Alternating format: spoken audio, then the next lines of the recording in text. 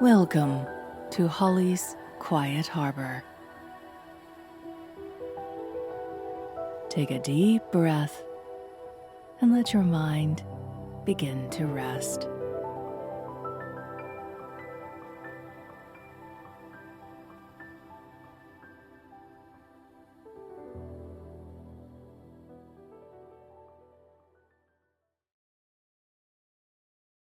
A prayer for an anxious spirit.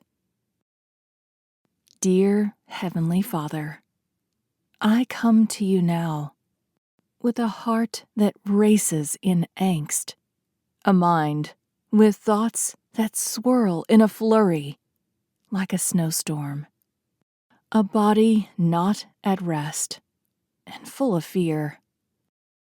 I harbor worries about the future, regrets about the past, stresses about present circumstances. They hang over me like a heavy, impenetrable, unmoving shadow. I cannot cast it off, and its dark, menacing specter persists. Sleep is slow to come. I feel anger and resentment for ways in which I have been wronged. I plead and beg for justice and revenge, all to no avail.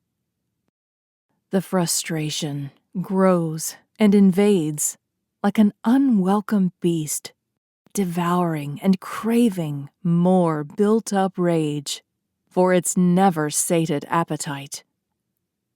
At my breaking point, I cry out, Lord, for relief and for peace.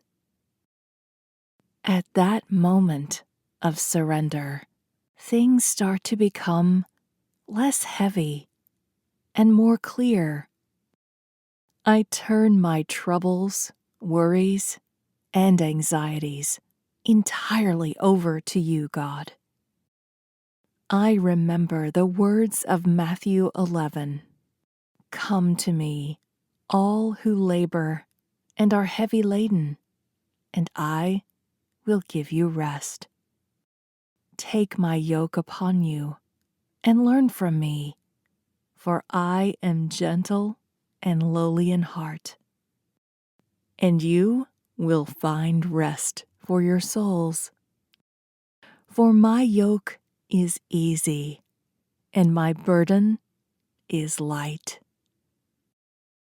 My fears and frustrations dissipate when I hear your resolute voice saying, do not worry about tomorrow, for tomorrow will worry about itself. While I still struggle, and my mind has moments of unease, I also know that you are mighty, that you care, and that you give me reason to hope and the fortitude to deal with whatever problems confront me. As the words in the book of Joshua declare, have I not commanded you? Be strong and courageous. Do not be afraid. Do not be discouraged, for the Lord your God will be with you wherever you go. I know there is no shame in feeling afraid or overwhelmed. Even when I do get anxious, I know your love is greater than all the concerns of my heart and mind. As the Apostle Paul wrote in Romans, I am convinced that nothing can ever separate us from God's love. Neither death nor life, neither angels nor demons, neither our fears for today nor our worries about tomorrow, not even the powers of hell can separate us from God's love. That reassurance is what I crave, and is what sustains me in times of trouble and hardship.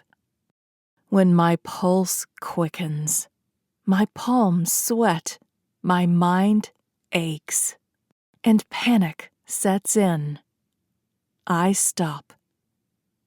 I breathe. And I remember Psalm 34.